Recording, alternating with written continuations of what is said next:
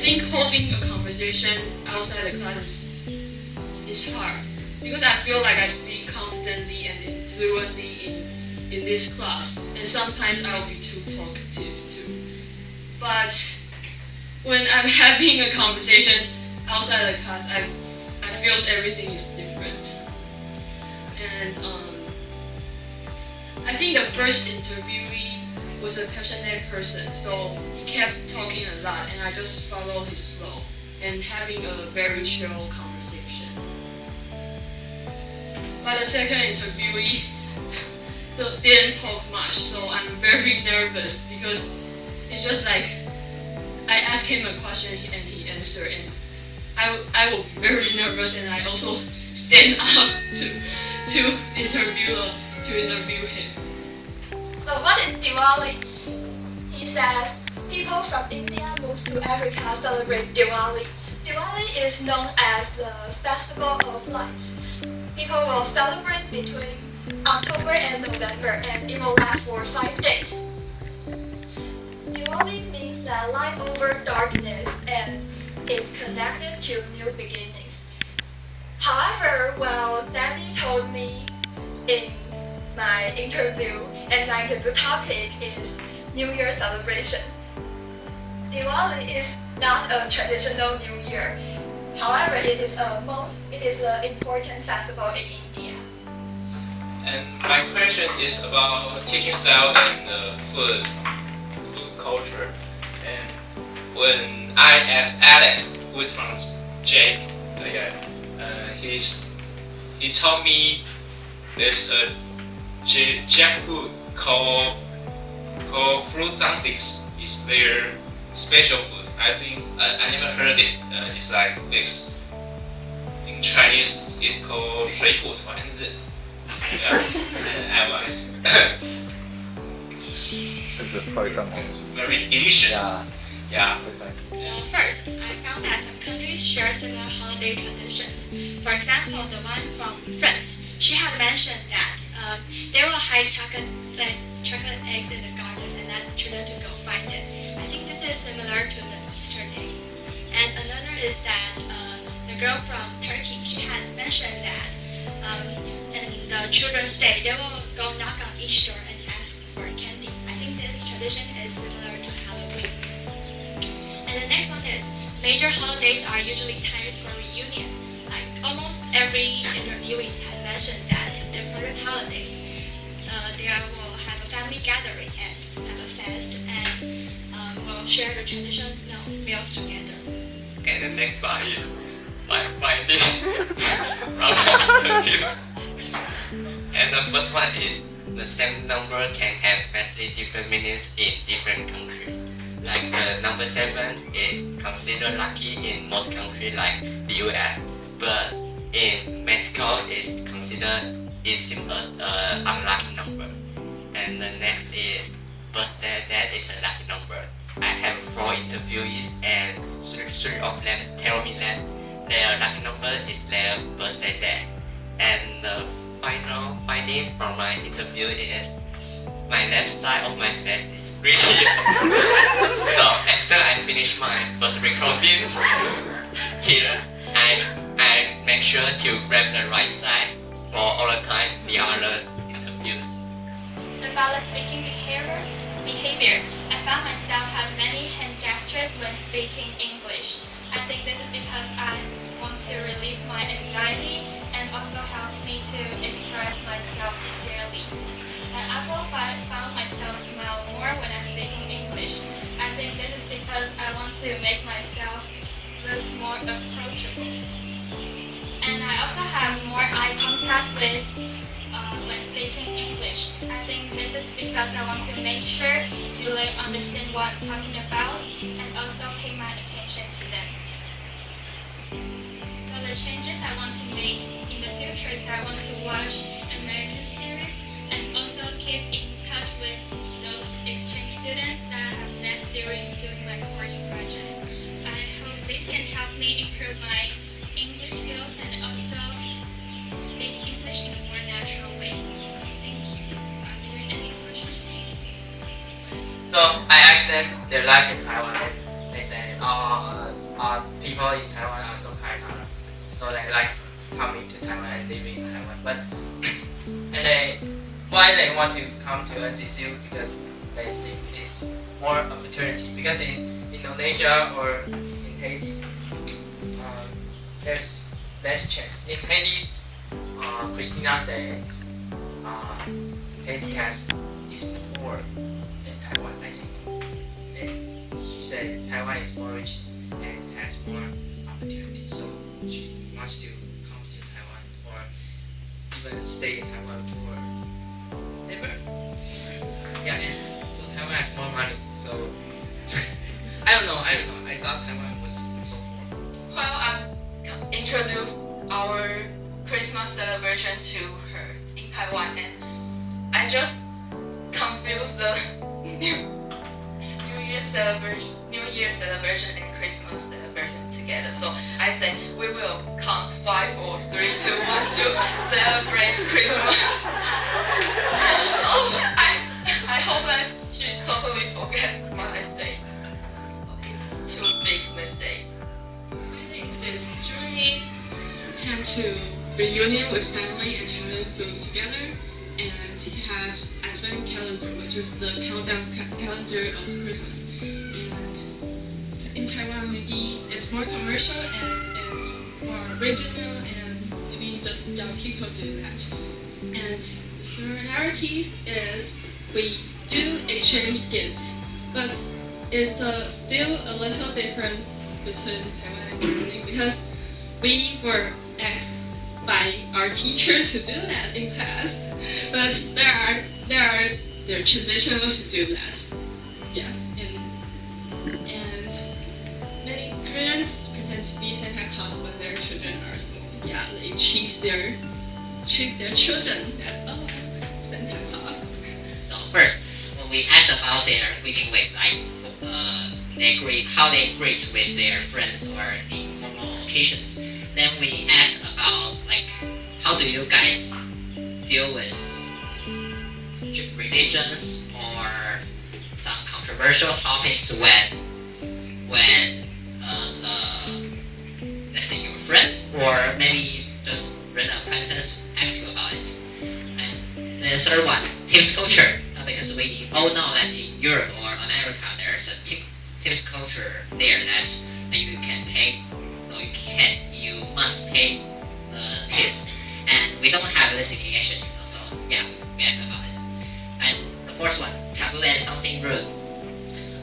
It's a quite, let's say, serious one, because we ask about how they feel rude if some tourists do something they think that is normal but is actually not in their country, and also some like traditions taboos as well.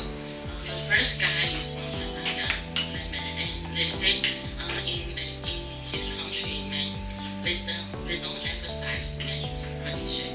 Man, as long as man has money, and it's okay. So they don't care about their they don't. Yeah. So, but for girl, I find Tanzania and our people emphasize on curly hair, just like you have to just hip. They emphasize on hip, but they don't emphasize on being or thing. So, but for our brain, they hope them to be muscular and strong. And I see too hard to handle just a Netflix program. And there are many hot guys in the country, so I watched the Southern America episode, and the part where just like Southern America, many strong hot guys. So I know what like girls share about me.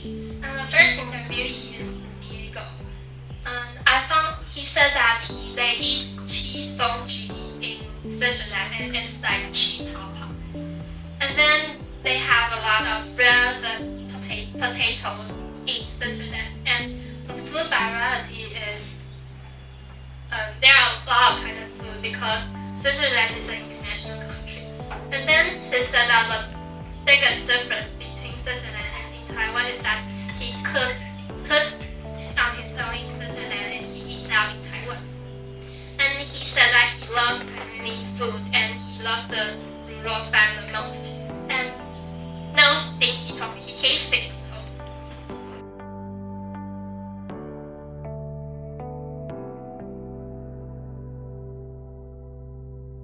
I will show why the affirmative claim that mandating class from 9 a.m. to 3 p.m. schedule will not work in practice.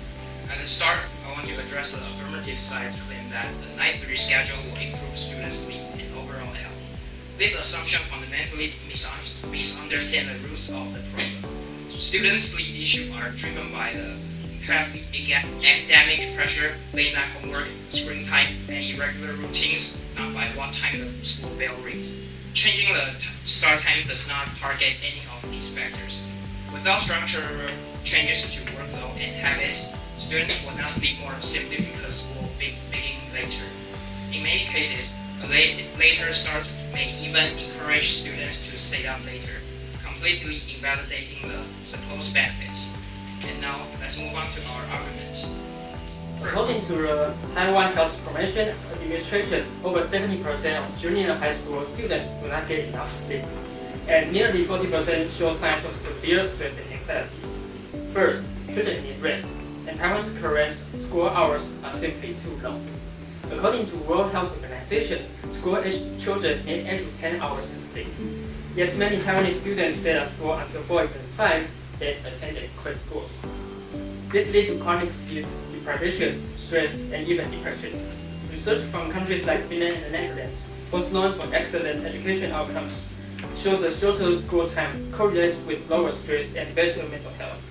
Taiwan's students deserve the same, and Taiwan must modernize its system to remain competitive in global education reform. Well, this policing may sound like a way to enhance student learning efficiency and educational quality. In reality, it does the opposite. It overlooks the Taiwan's cultural and social realities, increases the burden on working families, and could even harm the learning environment. First, the proposal to mandate school hours is often presented as a simple human solution to improve student well-being. And while the intention is commendable, good intentions do not make good policing. We, the opposition, argue that this proposal is fundamentally unworkable. We argue that it ignores the harsh reality of our society and fails to consider the implementation difficulties. Do you agree that our new policy about our curriculum just need more time for students to discussion or something? You mean the nowadays situation? We think they could explore their real interest, but not to be forced to sit in a class and do what they don't want. And yeah, so you mentioned that students can use their extra time to hobbies, but do you agree that learning other curriculum and hobbies need money? Yes, so more money. So I think the strength of time of paying teachers can be adjusted to setting up some after-school programs for interest. Do you agree that elementary students and junior high school students that choose school around their home? Yes. Yes, so that the commuting should not be a problem that parents can train their children to go to school by their own. And so we mentioned that the 9 a.m. school time will let 60% of Taiwanese dual-income parents have no daycare and no supervision to those children. Okay, so another question is that you said current schools will not reduce their hours even though the school hours is being reduced. Yes. But what about, do you agree that Japan has the shorter school hours, but the Asian culture? Yes. So if the school times ends earlier, the current school times will also be more earlier than we have now. And also we provide students to digest all the knowledges they learn in class. Second, they said that the curriculum pressure is the main cause for students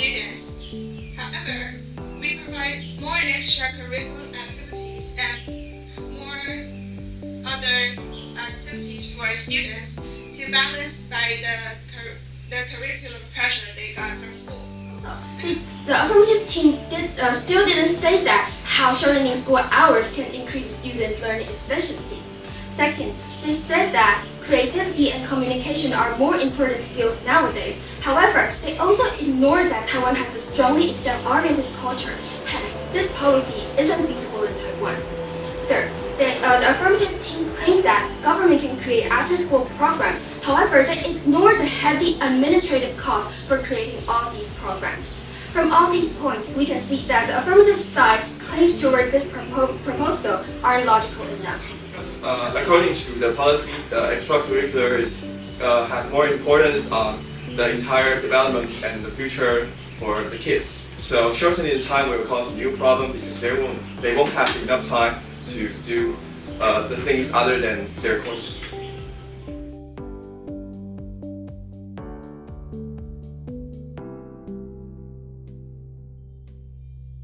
During every accident, they might be feeling very anxious or not relaxed because they don't really know what to do, right? So this advisory provides them to them get a right decision to do what to do. Okay, and a case-based consultation is that for every case we got the advisory, particularly into that case, maybe he is the one that expert in that area of the legal service, so that for every case it can be conducted well. And now let's talk about the target users and their background. As we mentioned before, our target users are Indian software designers, and Indian software designers often face several challenges, including two main challenges, including the data restrictions and the long working hours. For data restrictions, many software designers follow the specific eating regulations, such as vegetarian or halal practices, and this which limits their choice of eating. And at the same time, long working hours is also the problem. They have the tight deadline to finish the project, and which this software designers almost no chance to find the proper meals. And these two challenges, this creates a strong need for the proper meals that is dependable, convenient, and also culturally appropriate. Thank you, Annie. And for the fears you may have when teachers first hear about support services, they might think that does this fit me or does it have some problems? And next, you may ask, is this extra work? Teachers may worry that I have a lot of work and is this another task for me? But inner class is designed to do the opposite. We have the sessions are often short. You can choose what time you want to use it and how long for it, and it's often 3 to 5 minutes only. And it can naturally fit in your school day, and you don't have to prepare anything. There's no planning, no preparation, and no learning curve, so don't be worried. Second, how can we help to solve the problems? Our idea is to use AI in primary care and telemedicine for symptom assessment and triage to reduce unnecessary emergency room visits, or to optimize surgery, beds, and nursing in hospitals to ease overcrowding and improve resource utilization efficiency.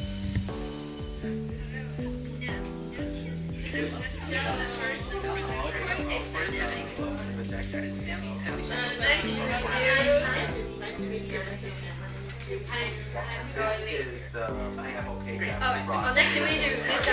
And this is Lee. And this is Lucky, our birthday dynamic watching. Gives us each guest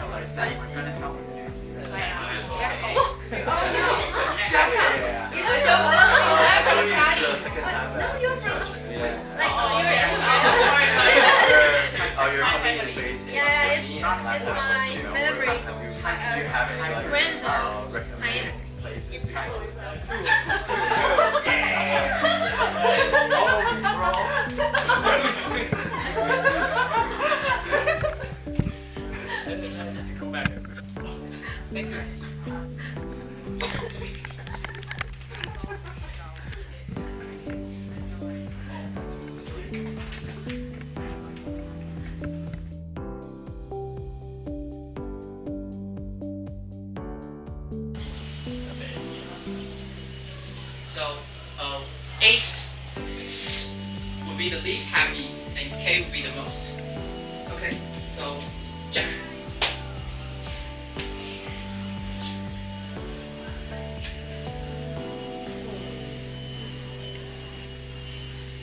You feel that?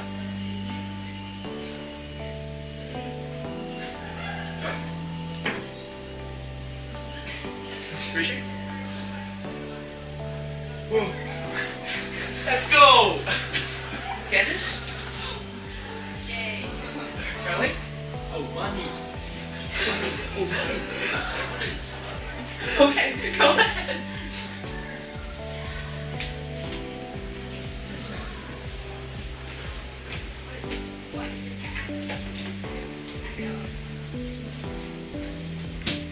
What's yours?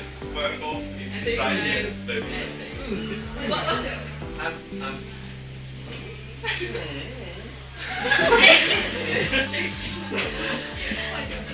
You're saying.